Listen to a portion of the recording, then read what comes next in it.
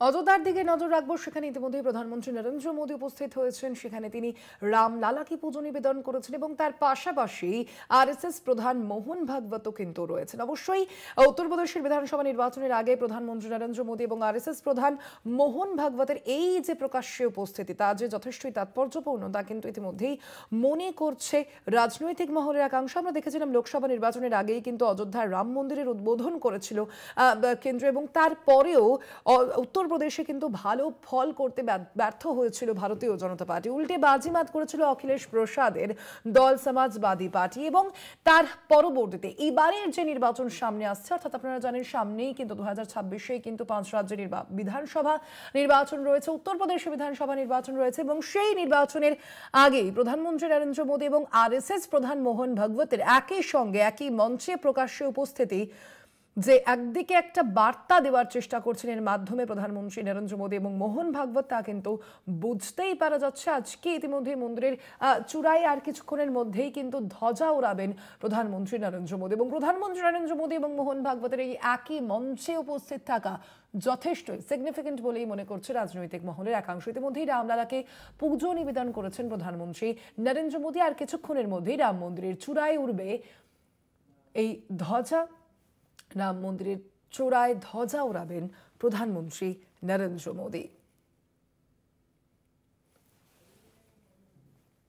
রয়েছেন একই সঙ্গে সরসংঘ চালক মোহন ভাগবত।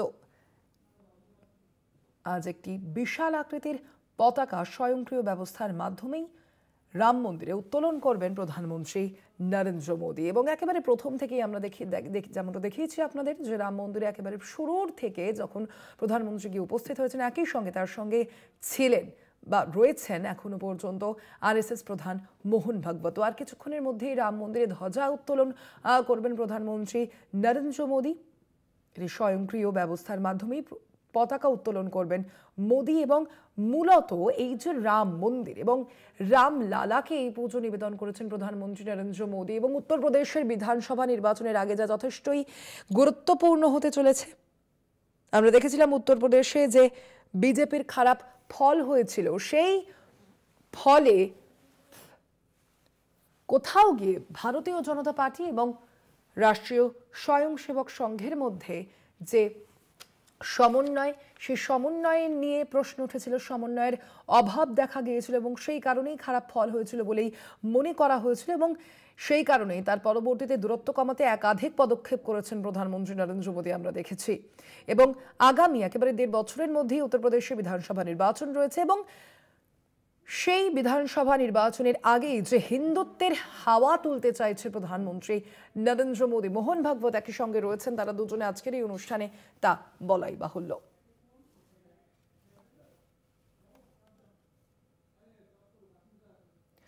আমাদের সঙ্গে এই মুহূর্তে সরাসরি নিউজ রুম থেকে রয়েছেন আমাদের কলকাতা টিভির পলিটিক্যাল এডিটর আশুষ চট্টোপাধ্যায়। কথা বলবো তার সঙ্গে। আশুষ দা, আজ রাম মন্দিরে ধ্বজা উত্তোলন করবেন প্রধানমন্ত্রী নরেন্দ্র মোদী। একেবারে শুরুর থেকে আমরা দেখতে পাচ্ছি প্রত্যেকটি আচার অনুষ্ঠানে কিন্তু তার সঙ্গে রয়েছেন আরএসএস প্রধান মোহন ভাগবত। উত্তরপ্রদেশে বিধানসভা নির্বাচনের আগে কি আবারও এক হিন্দুত্বের হাওয়া তুলতে চাইছে তারা, কি মনে করছেন?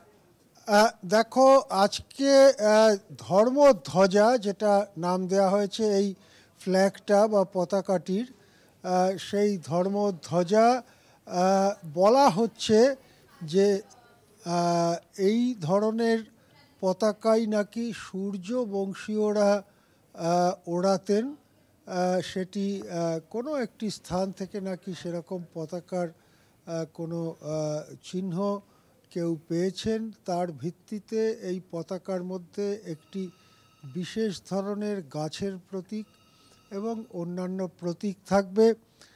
সেই প্রতীক সহ এই পতাকাটি তোলা হবে, এবং বলা যেতে পারে যে এই পতাকাটি তোলবার সঙ্গে সঙ্গে বিগত 4 দশক ধরে ভারতে চলা এক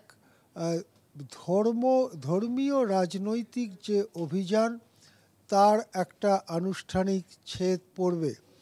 আমাদের মনে পড়বে যে গত শতকের 80-র দশকের শেষ দিকে এই নিয়ে রথযাত্রা, এবং কেন্দ্রীয় সরকারের প্রধানমন্ত্রী তখন ছিলেন বিশ্বনাথ প্রতাপ সিংহ সেই কেন্দ্রীয় সরকারের ভেঙে যাওয়া, তারপরে বারবার বাবরি মসজিদ ভাঙবার জন্য অযোধ্যায় কর সেবকদের অভিযান হানা, তার ওপরে এমনকি পুলিশি নিয়ন্ত্রণের চেষ্টার ফলে কিছু কর সেবকের মৃত্যু, গুলি চালাতে হয়েছিল পুলিশকে।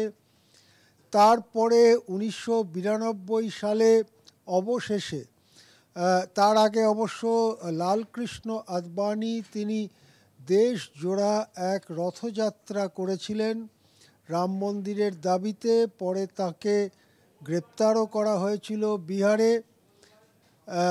এর পরে 1992 সালের 6 ডিসেম্বর বাবরি মসজিদকে ভেঙে ফেলা হয়েছিল এবং তারপরে আমরা দেখলাম যে সেই ঘটনার পরেও অনেক বছর কেটে যায়। অবশেষে 2014 সালে নরেন্দ্র মোদীর নেতৃত্বে বিজেপি সরকার ক্ষমতায় আসে। এর পরে এই মন্দির গড়ার ব্যাপারে তোড়জোড় শুরু হয়।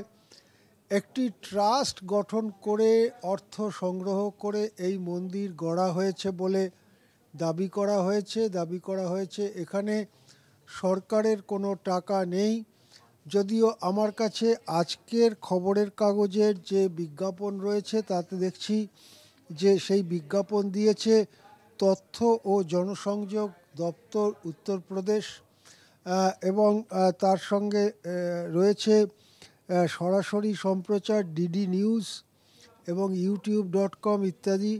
এই বিজ্ঞাপনটি দিয়েছে উত্তরপ্রদেশ সরকার।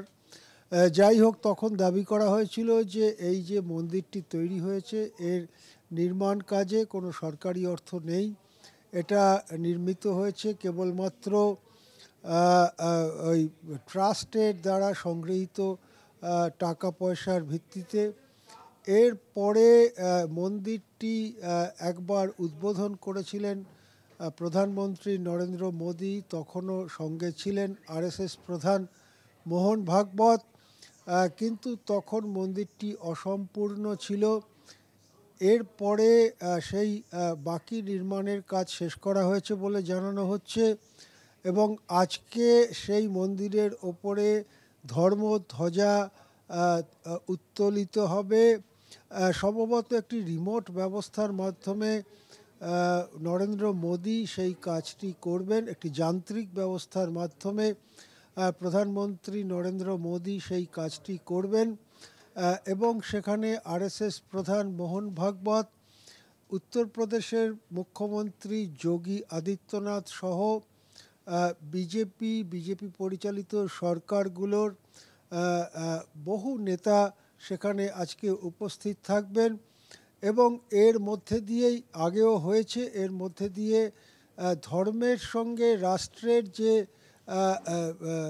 কিছুটা বিভাজন, ভিন্ন জিনিস হিসেবে রাখা হয়েছিল ভারতীয় সংবিধানে, সেটির তেমন আর কোনো প্রাসঙ্গিকতা থাকবে না। ধর্ম, বিশেষ করে হিন্দু ধর্ম এবং রাষ্ট্রের যে অঙ্গাঙ্গিভাবে মিলিত হয়ে যাওয়া, সেটা একটা বৃত্ত সম্পূর্ণ করবে আজকে একটু পরেই 11:50 বা তার কাছাকাছি কোনো সময়ে যাকে বলা হচ্ছে অভিজিৎ মুহূর্ত, সেই অভিজিৎ মুহূর্তে এই পতাকা তোলা হবে এবং সেটা দূরদর্শন সহ বিভিন্ন সরকারি প্রচার মাধ্যমে প্রচারিতও হবে।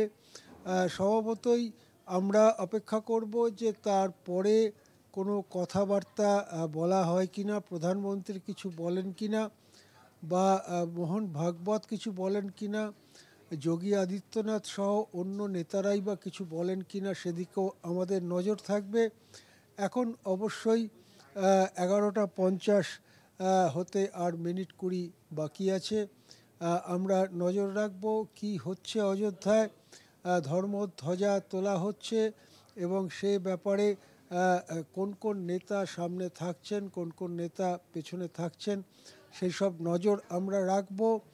এটা স্পষ্ট যে আগামী বছর শুরুতেই 5 রাজ্যে বিধানসভা নির্বাচন 2026-এ, এরপর 2027-এ উত্তরপ্রদেশে কুরুক্ষেত্রের লড়াই, উত্তরপ্রদেশে বিধানসভা নির্বাচন 2027-এ। আমাদের মনে পড়বে যে 2024-এর লোকসভা নির্বাচনে উত্তরপ্রদেশে বিজেপির মোটেই ভালো ফলাফল হয়নি। যদি সেই ফলাফলই আবার হয় তাহলে বিধানসভা নির্বাচনে বিজেপি হেরেও যেতে পারে। এই পরিস্থিতিতে রাম মন্দিরের যে রাজনীতি, সেই রাজনীতিকে আবার সামনে এনে কাজে লাগাবার চেষ্টা হচ্ছে, সেটা তো স্পষ্টই দেখতে পাচ্ছি। এবং সেই প্রচারকে সামনে রেখে 2026-এ যে 5 রাজ্যে বিধানসভা নির্বাচন পশ্চিমবঙ্গ সহ, অর্থাৎ পশ্চিমবঙ্গ, কেরালা, তামিলনাড়ু, পুদুচ্চেরি এবং আসামের নির্বাচন, এবং তারপরে 2027-এ উত্তরপ্রদেশ নির্বাচনে এই ধর্মীয় হাওয়াকে কাজে লাগাবার চেষ্টা করা হবে বলেই পর্যবেক্ষকরা মনে করেন। আমরা দেখব আজকে ধর্মধ্বজা উত্তোলনের পরে নেতৃবৃন্দ কি কথা বলেন, সেদিকে আমরা নজর রাখব। হ্যাঁ।